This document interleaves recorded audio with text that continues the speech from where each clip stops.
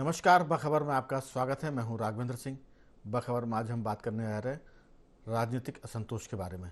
दरअसल एक कवि की लाइन है कि बगरो बसंत है। चौतरफा की हम बात करें तो इस समय सियासत का ऐसा दौर है कि हर पार्टी के खिलाफ पार्टी के भीतर असंतोष फैला हुआ है, बगरा पड़ा है।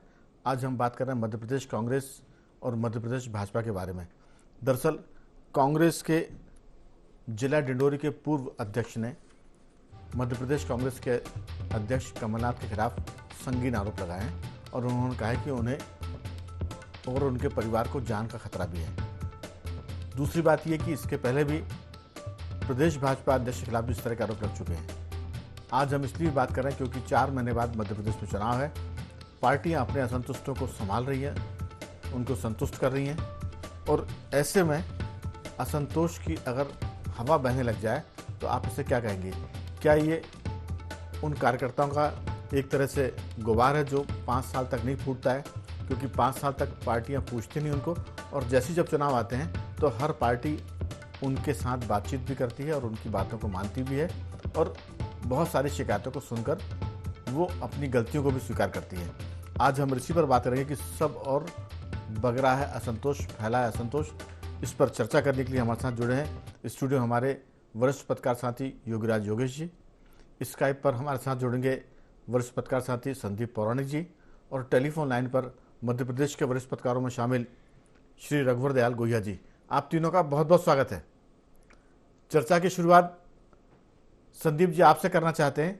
ये जो सारा मामला है भोपाल से लेकर मंडला, डिंडोरी, बालाघाट तक, इधर भोपाल से झाबुआ तक, रतलाम तक, फिर ग्वालियर, चंबल तक और इधर विंध्य की हम बात करें तो पूरे विंध्य महाकौशल में हर पार्टी के भीतर अपने तरह का संतोष। और इसमें मूल बात यह है कि 4 साल 5 साल तक पार्टियां कार्यकर्ताओं को पूछती नहीं हैं, चुनाव के समय इस्तेमाल करती हैं और फिर उनको फेंक देती हैं।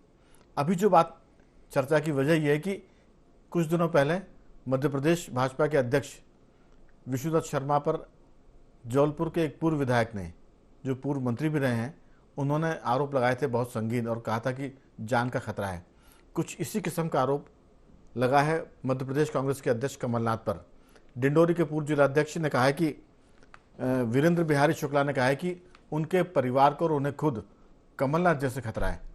ये एक संगीन मामले है कि अब प्रदेश अध्यक्ष स्तर के व्यक्ति पर पार्टी के कार्यकर्ता, पूर्व विधायक, पूर्व मंत्री और पूर्व जिलाध्यक्ष इस तरह के आरोप लगा रहे हैं।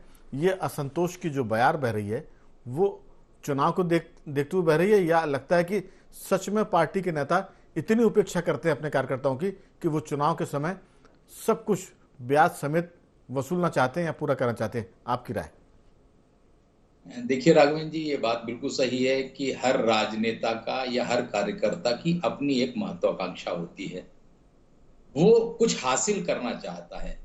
आज वो दौर नहीं है राघवेंद्र जी कि हम ये कहें कि जनसेवा के लिए आए हैं। वो जनसेवा के लिए नहीं आए, वो अपने लिए बहुत कुछ हासिल करने आए हैं। कोई भी दल हो, चाहे कांग्रेस हो, चाहे बीजेपी हो, इससे जितने लोग जुड़े होते हैं वो अपनी हैसियत बढ़ाने, अपनी ताकत बढ़ाने, समाज में सम्मान बढ़ाने के लिए राजनीतिक दलों में आते हैं। जिसे पद हासिल हो जाता है वो तो संतुष्ट हो जाता है और जिसे पद नहीं मिलता या यूं कहें कि राजनीतिक दल में उपेक्षा होती है, वो मौके की तलाश में होता है। ये स्थिति राघवेंद्र जी ठीक वैसी ही है जैसे लड़के की बारात के समय जीजा और फूफा का रोल। अगर उन्हें सम्मान नहीं मिला तो वो नाराज हो जाते, तो शादी पूरी बिगड़ जाती है, क्योंकि इन दो लोगों की शादी में बड़ी भूमिका होती है। राजनीतिक दलों में भी लगभग वही स्थिति हो गई है कि उनके ये जीजा और फूफा हैं, जो बड़े नेता हैं या जो जनाधार वाले हैं, कार्यकर्ता हैं। आज उनकी आपको जरूरत है। अगर बारात में वो लोग नहीं होंगे जिनको अपन मानदान कहते हैं, सम्मान वाले लोग हैं, और जी पार्टी में कार्यकर्ता अगर आपसे नाराज रहेगा तो आपको चुनाव में बड़ी दिक्कत होने वाली है। यही कारण है कि राजनीतिक दल इस समय बहुत सी चीजों को इग्नोर करते हैं, कार्यकर्ता के आरोपों को, तमाम चीजों को लेके। मुझे ये लगता है कि राजनीतिक दल के नेता जहां कार्यकर्ता की उपेक्षा करते हैं 5 साल, वहीं कार्यकर्ता या सक्षम नेता को ये लगता है कि ये ऐसा मौका है कि हम इन्हें आईना दिखाएं या इनको कटघरे में खड़ा करें। जो दो मसले आए हैं, बिल्कुल जी। एक आपने बीजेपी का कहा और दूसरा कमलनाथ का। क्या दोनों ऐसा कर सकते हैं? सवाल एक बड़ा ये है। या उन नेताओं ने जिनने आरोप लगाए हैं उन्होंने अपना प्रभाव दिखाने के लिए या पार्टी पर दबाव बनाने के लिए इस तरह की बातें कही, मुझे ऐसा लगता है। लेकिन चुनाव है, पार्टी को नेताओं की, कार्यकर्ताओं की जरूरत है। तो वही जीजा और फूफा की स्थिति है कि अगर दूल्हे की बारात में, लड़के की बारात में ये नहीं होंगे तो बड़ी दिक्कत हो जाएगी। बिल्कुल। वही फायदा उठाने की कोशिश में है राजनेता और राजनीतिक दल के कार्यकर्ता। लेकिन संदीप जी, अब वो दिन भी गए कि जब जीजा और फूफा का बड़ा मान होता था। अब तो कहते हैं कि आप आ गए तो भी ठीक है और नहीं आए तो भी ठीक है, क्योंकि मानदान वाली स्थिति ना तो अब समाज में बची है और ना अब सियासत में बची है। और सियासत में तो कार्यकर्ता बेचारा कभी भी जीजा फूफा की तरह नहीं रहा है, और अब इस दौर में तो संभव ही नहीं है, क्योंकि जो असली फूफा जीजा हैं उनकी भी 2 कौड़ी की इज्जत हो जाती है शादी ब्याह में। तो ये जो सियासत का शादी ब्याह हर 5 साल हर 5 साल के बाद आता है, उसमें ये जो जीजा फूफा हैं कार्यकर्ता, ये 5 साल बड़े उपेक्षित रहते हैं और उनके अच्छे दिन लौटेंगे इस उम्मीद में कि शायद चुनाव में उनकी पूछ परख हो जाए। क्योंकि अब सब चीज़ें, आपने शादी ब्याह का जिक्र किया तो मैं उसमें कह दूं कि अब सब चीज़ें पैसे पर होती हैं, ऑर्डर पर होती हैं। आप पैसे पर खाना परसने के लिए अब ज़रूरत नहीं पड़ती कि वो रिश्तेदार खाना परसेंगे। अब तो बुफे होता है और वेटर आ जाते हैं। अब खाना बनाने के लिए भी कोई दिक्कत नहीं होती, ऑर्डर करिए और होटल से खाना बन जाता है। तो अब वो दिन गए जब समाज सेवा के लिए लोग आया करते थे सियासत में। अब समाज सेवा के लिए नहीं आते, अब धन कमाने के लिए आते हैं और मान तो फिर अपने आप मिल जाता है। मैं लौटूंगा आपके पास। रघुवर दयाल जी, मेरी बात सुन पा रहे हैं? जी बिल्कुल बिल्कुल, धन्यवाद पहले तो आपको बहुत बहुत जी। और आज संयोग से हिंदी पत्रकारिता दिवस है तो आपको पुनः बहुत बहुत बधाई, शुभकामनाएं। जी, दरअसल हिंदी पत्रकारिता हमेशा भारत की पत्रकारिता में 2वें दर्जे की मानी जाती है। अंग्रेजी पत्रकारिता का जो क्रम है वो बड़ा ऊपर रहा है, लेकिन हम हिंदी भाषी राज्य के लोग हैं, कोशिश करते हैं कि सच को सच कहें और झूठ को झूठ बताएं। ये कठिन काम है, तलवार के धार पर चलने जैसा है। तो हिंदी पत्रकारिता के दिवस पर 2 मेरी लाइनें ये जरूर थी कि कठिन काम है, तलवार पर चलने की तरह है, और कोशिश करेंगे कि हिंदी को वो दर्जा मिले जो अंग्रेजी पत्रकारिता को भी मिलता है। तो रघुवर जी, सारी बात इस पर है कि जो कांग्रेस के या भाजपा के कार्यकर्ता हैं 5 साल तक या चुनाव के पहले तक वो बड़े उपेक्षित होते हैं। पार्टी जब विपक्ष में होती है तब भी उनकी पूछ परख सरकार में आने के चुनाव के लिए करती है, और सत्ता में आने के बाद तो फिर अलग घेरा बन जाता है। अधिकारी राजनेताओं को चलाते हैं, जिनके कार्यकर्ताओं के कंधों पर चढ़कर लोग मंत्री बनते हैं। मंत्री बनते ही धीरे धीरे साल भर के भीतर वो सारे कार्यकर्ता जो जिताने वाले होते हैं वो हाशिए पर चले जाते हैं। मुझे लगता है कि जो कार्यकर्ताओं का दुख दर्द है उसकी वजह यह भी है कि वो लगता है कि चुनाव का साल है, इस बार पूरा हिसाब किताब कर लेते हैं, सूद समेत लौटाते हैं हमारी उपेक्षा का। तो ये जो चीज़ें एक तरह से फूट रहा असंतोष, अभी जो खबर है वो ये कि आलोट मंडल के भाजपा अध्यक्ष हैं दिनेश कोठारी, उन्होंने अपने 19 कार्यकर्ताओं के साथ पार्टी से इस्तीफा दिया है, क्योंकि कर्मचारी अधिकारी उनके साथ ठीक से व्यवहार नहीं करते थे। तो असंतोष न केवल पार्टी को लेकर है बल्कि प्रशासन को लेकर भी है। आपकी राय, ये चुनावी है या सच में भीतर की दबी भावनाएं? ये दोनों ही संदर्भों में और दोनों ही नजरियों से इसे देखा जाना चाहिए जी। मैं ये जरूर इसमें कहना चाहूंगा कि ये सत्ता का स्वयंवर अब जो होने जा रहा है, इस सत्ता के स्वयंवर में हर दूल्हा जो है वो अपने आप को ये मानकर चल रहा है कि चुनाव रूपी, सत्ता रूपी जो कुर्सी है वो उस पर मैं ही काबिज होऊंगा, वो उसी को मैं ही वर्ण करूंगा। तो सारा झगड़ा सिर्फ इसी बात को लेकर है।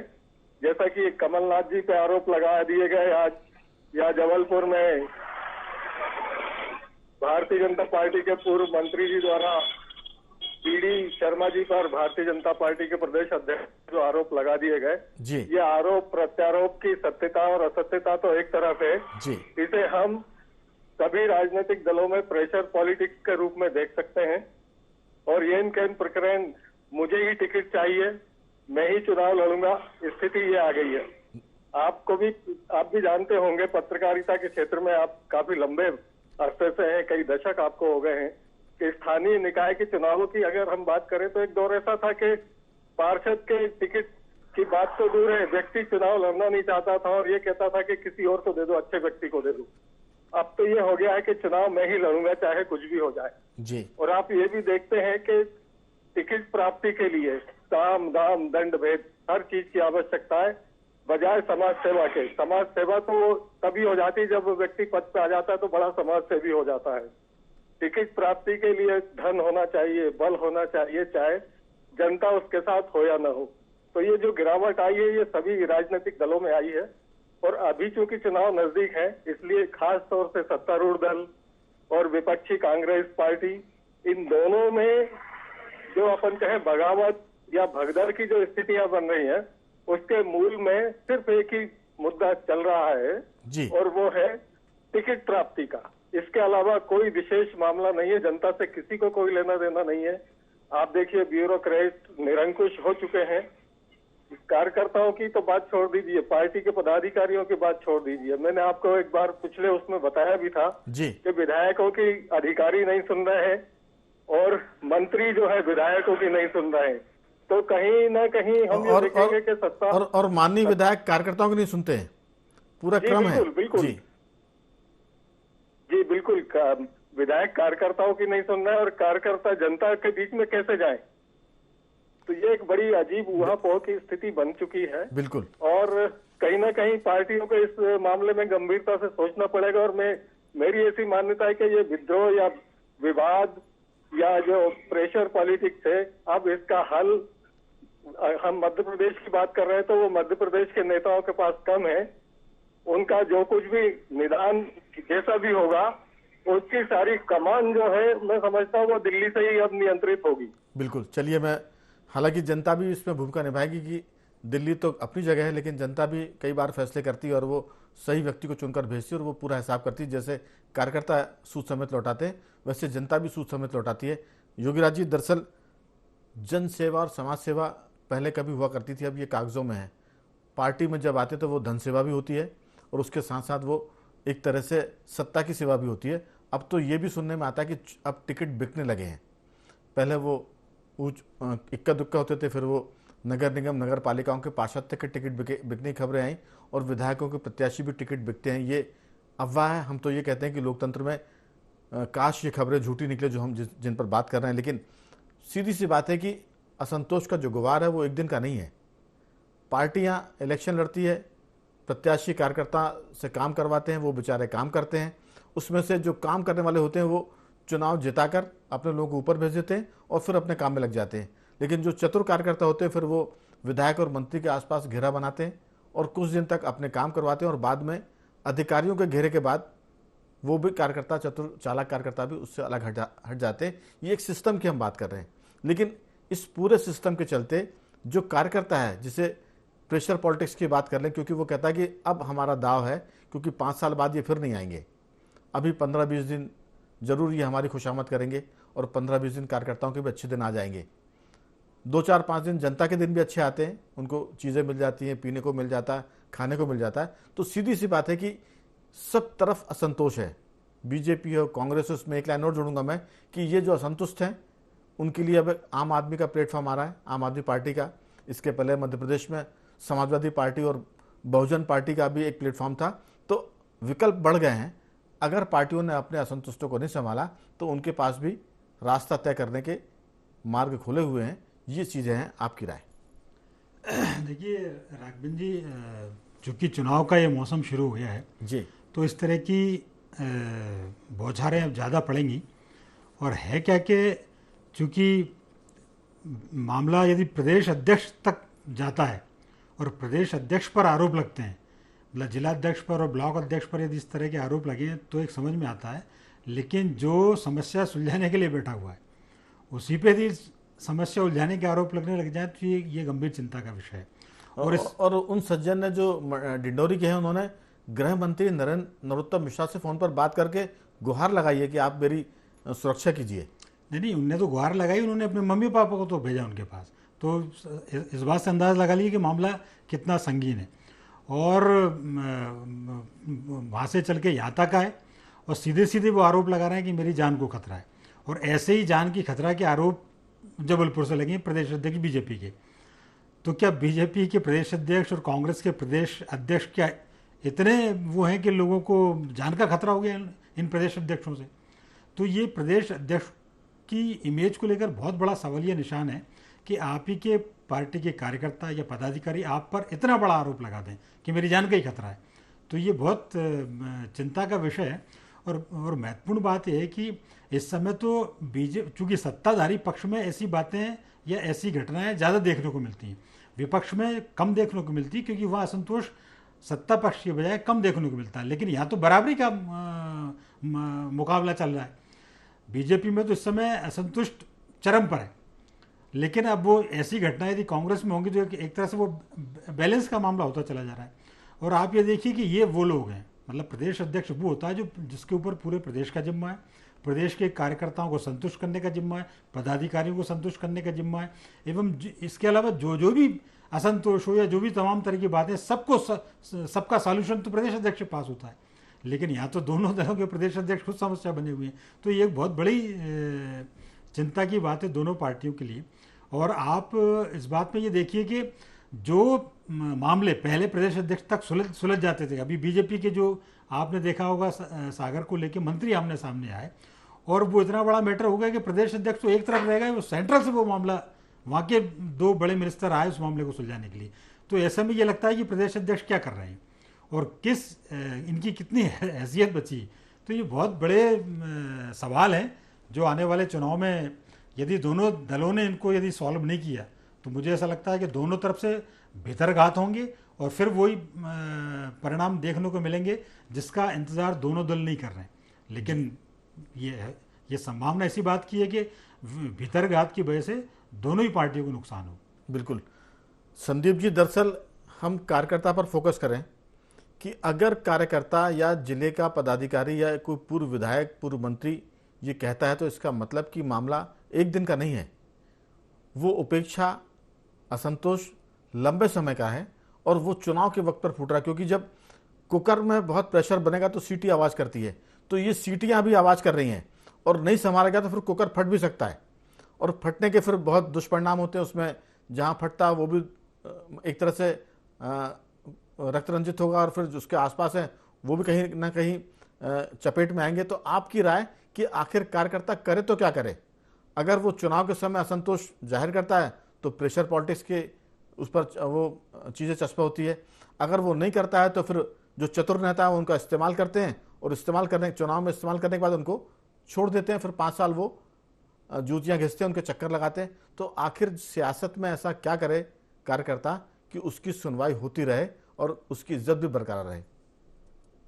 देखिए राघवेंद्र जी, चुनाव 5 साल में होते हैं और अब तो स्थिति ये है कि हर साल चुनाव होते हैं, कभी नगर निगम का, कभी पंचायत का, कभी विधानसभा का, कभी लोकसभा का। तो चुनाव तो चलते हैं पूरे 5 साल अलग अलग स्तर के। सवाल ये है कि कार्यकर्ता अपनी आवाज बहुत देर से उठाता है राघवेंद्र जी। आज वर्तमान दौर की राजनीति, चाहे हम बीजेपी की बात कर लें चाहे कांग्रेस की हम बात कर लें, बड़े नेता जिनकी खुद की हैसियत बन चुकी है वो तो बयान दे देते हैं, चर्चाओं में बने रहते हैं और दबाव भी बन जाता है संगठन पर। लेकिन जो छोटा कार्यकर्ता होता है वो डरा रहता है, दबा रहता है। उसे ये लगता है कि कहीं उसका कोई फैसला ना हो जाए। वो पिछले 10 साल से 15 साल से पार्टी के लिए काम कर रहा है और उसके अंदर जो डर होता है उसका ही संगठन से जुड़े लोग और नेता लाभ उठाते हैं। अगर कार्यकर्ता समय समय पर अपनी आवाज उठाए, अपनी बात करे, तो मुझे लगता है कि संगठन में कुछ नेता ऐसे होते हैं, मैं कहता हूं बहुसंख्यक ऐसे नेता नहीं होते हैं कि जो बात को इग्नोर करें। कुछ नेता ऐसे होते हैं जो आपके साथ खड़े होने की कोशिश करते हैं, आपकी बात का समर्थन करते हैं। बीजेपी हो या कांग्रेस, जो निष्ठावान नेता हैं वो ऐसे कार्यकर्ता का समर्थन करते हैं। हो सकता है उन्हें पार्टी के अंदर वजनदारी मिले, ज्यादा लोगों का साथ मिले ना मिले, लेकिन उनकी बात सुनी जाती है। लेकिन जब आप चुनाव के समय आके बात करते हैं, चाहे डिंडोरी का मसला हो चाहे जबलपुर का मसला हो, इसमें एक बू आती है राघवेंद्र जी। ठीक है, कुकर में गैस बनी, बहुत हुआ, सीटी बज गई। ये क्या आपके राजनीतिक भविष्य टिकट का सवाल है क्या? राजनेता अगर समय समय पर विरोध दर्ज कराए, अपनी आवाज उठाए, तो फिर उससे शक नहीं होता है। लेकिन वो अचानक इतने बड़े आरोप लगा दे कि मेरी हत्या हो सकती है, वो कहते मेरे चरित्र की हत्या हो रही है। लेकिन संदीप जी, वो कुकर की सीटी तो बाद में बजती है, बेचारे तो थोड़ी थोड़ी आवाज तो उठाते रहते हैं। जब उनकी आवाज को इग्नोर किया जाता है, जब अनदेखी होती है तब वो भी प्रतीक्षा करते हैं अवसर आने की। तो उनके लिए ये सबसे उत्तम मौका है कि चुनाव के समय वो अपना हिसाब करें। ऐसा नहीं है कि 5 साल वो बताते नहीं होंगे। मैं थोड़ा सा कार्यकर्ता के पक्ष में खड़ा हूं, क्योंकि लोकतंत्र में जो कमजोर होता है उसके पक्ष में मीडिया खड़ा होता है। तो मेरा मानना यह है कि जी, मैं आपकी बात से सहमत हूं। मैं वही कह रहा हूं कि वो कार्यकर्ता अगर समय समय पर बात उठाए तो उसकी बात और वजनदार हो जाती है राघवेंद्र जी। लेकिन वो भी कोई स्वार्थ के इंतजार में, समय के इंतजार में बैठा रहता है, इसलिए ये स्थितियां बनती, मुझे ऐसा लगता है। चलिए, मेरा मानना है कि वो गरीब है, उठाता है, कमजोर है, लेकिन पार्टी के भीतर भी जो सुनने वाले लोग हैं वो अगर पार्टी सरकार में है तो प्रदेश के पदाधिकारियों की मंत्री भी नहीं सुनते हैं, क्योंकि वो 5 साल के बाद, 5 साल जब चुनाव आएगा तब सुनेंगे मंत्री भी पदाधिकारियों की। एक सिस्टम बन गया कि जब मौका आए तो देवता पूजो और मौका हटने के बाद देवता की पूजा बंद कर दो। रघुवर जी, जो कार्यकर्ता है वो ऐसा नहीं है कि 5 साल शिकायत नहीं करते होंगे, आवाज़ थोड़ी सी उनकी मध्यम होती है, शिकायत भी करते हैं, मजबूरी भी बताते हैं, थोड़ी सी चमचागिरी भी करते हैं, बेचारे चापलूसी भी करते हैं, चक्कर भी काटते हैं, लेकिन जब उनकी सुनवाई नहीं होती है तो फिर वो चुनाव के समय इंतजार करता है कि ठीक है, मत सुनो, चुनाव तो आएगा तब देखेंगे। तो लोकतंत्र की एक व्यवस्था है जिसमें गरीब कार्यकर्ता को भी अपनी हैसियत बताने का मौका मिलता है, और ये लगता है उसका मौका आ गया है। अब वो अगले 5 महीने हिसाब ही करेगा हर पार्टी के भीतर, चाहे कांग्रेस हो, चाहे बीजेपी हो, चाहे दूसरी पार्टियां। आपकी संक्षेप में राय। राघवेंद्र जी, आपने बिल्कुल एकदम सही बात कही कि कार्यकर्ताओं की सुनवाई नहीं होती है और उनके पास सिर्फ एकमात्र अवसर होता है और वो चुनाव का होता है जी। चुनाव के दौरान वो अपनी बात पूरी ताकत के साथ बोलते हैं, रखते हैं, और कुछ हद तक नेता या संगठन के लोग जो हैं किसी भी पार्टी के, वो उनकी बात सुनते भी हैं जी। लेकिन जैसे ही चुनाव समाप्त होते हैं फिर वही पुराने ढर्रे पे सारा सिस्टम आ जाता है और कार्यकर्ता जो है वो जो भी चुनाव जीतते हैं, जिस भी दल के हों, जिनसे जुड़े हुए हों, वो उनके चक्कर लगाता है बड़ी उम्मीद से कि हमारे काम होंगे, जनता के काम होंगे, और जब वो अपेक्षाएं पूरी नहीं हो पाती हैं तो मजबूरी में जो डिवोटी कार्यकर्ता है वो अपने अपने घरों में बैठ जाता है और देखता है कि अब क्या करें, हम क्या करें, क्योंकि वो पार्टी से बंधे हुए हैं, किसी सिद्धांत से बंधे हुए हैं, आदर्श से बंधे हुए हैं जी। तो वो इतनी बगावत नहीं कर पाते हैं। बिल्कुल, क्योंकि वो एक डिसिप्लिन उनके साथ चलता है कहीं ना कहीं बिल्कुल रघुवर जी। लेकिन अब सिद्धांतों की भी जो गाढ़ापन है, जो चमक है, वो धुंधली पड़ रही है, जो मर्यादा है उसकी भी लकीर जो है वो फीकी पड़ रही है, मिट रही है। उसके चलते आप देखिए कि पूर्व विधायक, मंत्री स्तर के लोग, दीपक जोशी जैसे एक पूर्व मंत्री और पूर्व मुख्यमंत्री के पुत्र ने जो इस तरह के आरोप लगाए थे तो वो संगीन है। हमें लगता है कि हर चीज़ की लाइन टूट रही है, धुंधली पड़ रही है। योगीराज जी, चुनाव का वक्त है तब लोग कहते हैं कि अब आया ऊँट पहाड़ के नीचे। 5 साल तक तो ये ऊँट हमारे काबू में नहीं था। तो मुझे लगता है कि हर आदमी का एक टाइम आता है और वो फिर उसमें अपनी अहमियत बताता है, और ये अहमियत का वक्त आ गया है कार्यकर्ताओं के हिसाब से। आपकी इसमें छोटी सी राय। देखिए राघवेंद्र जी, समय के रहते राजनीति में बहुत बड़ा परिवर्तन आया है और जिनको ये सब जिम्मेदारी दी जाती है, जैसे प्रदेश अध्यक्ष कोई किसी भी पार्टी का बना, मैंने पहले भी जिक्र किया है कि उनकी जिम्मेदारी क्या है। यदि वो अपने वास्तविक कैलिबर के साथ उस प्रदेश में काम करें तो मुझे ऐसा लगता है कि क्योंकि प्रदेश अध्यक्ष आपको हर जिले के हर ब्लॉक के बारे में आपको पता है कि वहाँ कौन रियल कार्यकर्ता है, कौन जीतने की स्थिति में। लेकिन होता क्या है कि प्रदेश अध्यक्ष बनने के बाद अपने अपने गुट बनाने लगते हैं लोग। ऐसा राजनीतिक दलों में कई बार देखने को आता है, और जब अपने अपने गुट बनाते हैं तो उसमें जो वास्तविक जो रियल कार्यकर्ता है और जो विनिंग कैंडिडेट है उसकी उपेक्षा हो जाती है, क्योंकि वो हमारा आदमी नहीं है। बिल्कुल, सत्ता कुर्सी पर चेहरा बदलते ही गुट बदल जाते हैं। तो ये बहुत बड़ा अंतर है। और आप ये देखो कि जबलपुर की में का चूंकि आप जिक्र कर रहे हैं, जरा सा मैं उदाहरण दे रहा हूँ कि जबलपुर में बीजेपी वो धीरज पटेरी है, जैसा आपके पास एक निष्ठावान कार्यकर्ता था जो विनिंग कैंडिडेट था, आपने उपेक्षा की उसकी, और आपको वहाँ की सीट गंवानी पड़ी। तो ऐसे कई जगह अभी भी हैं बीजेपी में या कहीं भी, लेकिन उनको पहचानना पड़ेगा और वास्तविक उनको मौका देना पड़ेगा। कुल मिलाकर कह सकते हैं कि राजनीति में जिससे नुकसान की संभावना होती है उस पर ध्यान पार्टी भी ज़्यादा देती है और जो प्रत्याशी वो भी ज़्यादा देता है। लेकिन संगठन के बारे में, वो किसी भी पार्टी का हो, वो कार्यकर्ताओं के लिए माँ की तरह होता है। अगर संगठन बच्चों की उपेक्षा करता है कार्यकर्ताओं की, तो फिर वो बच्चे बागी होते हैं। पार्टियां जब सरकार में आती है तो सरकार से शिकायत कम होती है, संगठन यानी माँ से ज़्यादा होती है। अगर लोग कहते हैं ना कि माँ को माता हो सकती है, लेकिन माँ को माता नहीं हो सकती है, भले ही पुत्र को पुत्र हो जाए। तो अब स्थिति बदल गई है, माँ भी कुमाता हो रही है संगठन की दृष्टि से, और पुत्र तो पहले से ही बदनाम है एक तरह से बागी होने के लिए। तो उम्मीद करते हैं कि ये जो चौतरफा संतोष है वो थोड़ा सुधरेगा और जो पार्टी के बीजेपी कांग्रेस के जो नेता हैं वो संभालेंगे और चुनाव तक स्थितियां थोड़ी सी सुधर जाएंगी। तीनों मेहमानों का धन्यवाद, रघुवर जी आपका भी, संदीप जी आपका भी और योगीराज जी आपका बहुत बहुत साधुवाद कि आपने चर्चा में हिस्सा लिया। बाखबर में आज सिर्फ इतना ही। बने रहिए हमारे साथ और देखते रहिए IND24।